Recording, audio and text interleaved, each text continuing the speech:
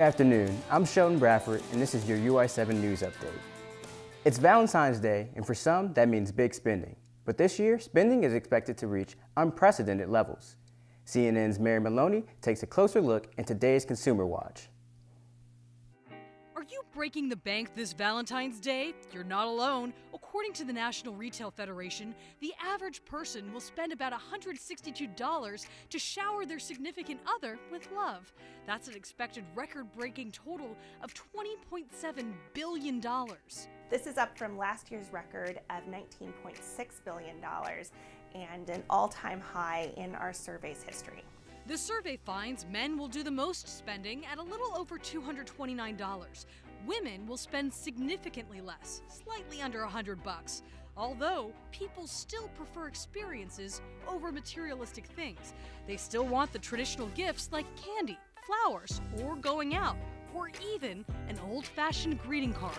What people will spend the most on are things like jewelry, an evening out, whether that's tied to a gift or just an event in and of itself. Despite the high spending levels, the survey found fewer Americans will celebrate the holiday this year, only 51% compared to 55% last year.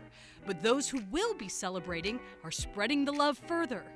People have really expanded the definition of who they're celebrating on Valentine's Day. Now it's also about celebrating your coworkers, your friends, your kids' classmates or teachers. That includes pets. The survey found that 20% of people say they plan to buy a gift for their furry loves. For Consumer Watch, I'm Mary Maloney. NASA and the science community have bid their farewells. Farewell to the Mars rover, that is. Launched over 15 years ago, NASA has determined that the possibility of receiving signals on the planet is too low to continue its efforts. Interestingly, the rover exceeded its life expectancy by 60 times. NASA has plans to launch a new Mars rover in 2020. As you know, the recent government shutdown affected over 800,000 people. Well, Congress could vote later today on a border deal, a deal that could avoid another shutdown. Here's Omar Jimenez. President Trump signaling he will sign a bipartisan deal to keep the government open. I don't want to see a shutdown. Shutdown would be a terrible thing. Despite not liking the deal. I appreciate all the work the Republicans have done because they're really going against a radical left. On Capitol Hill, lawmakers sounding confident while tweaking the final proposal. The overwhelming majority of the House Democratic caucus will support this legislation. The agreement includes $1.375 billion for a border barrier, lower than the $5.7 billion President Trump originally demanded for the wall, and even lower than the $1.6 billion included in the Senate proposal rejected by President Trump in December. But some Republicans are urging the president to sign off anyway. I told him, I said, Mr. President, this is only a down payment on the wall. I said, they said you weren't going to get any money. We did get you some money. The White House not making any commitments on behalf of President Trump. We want to see what the final piece of legislation looks like. It's hard to say definitively whether or not the president's going to sign it until we know everything that's in it. Aides saying the president is continuing to weigh his options to fund the border wall outside of Congress, including taking executive action. In Washington, I'm Omar Jimenez reporting.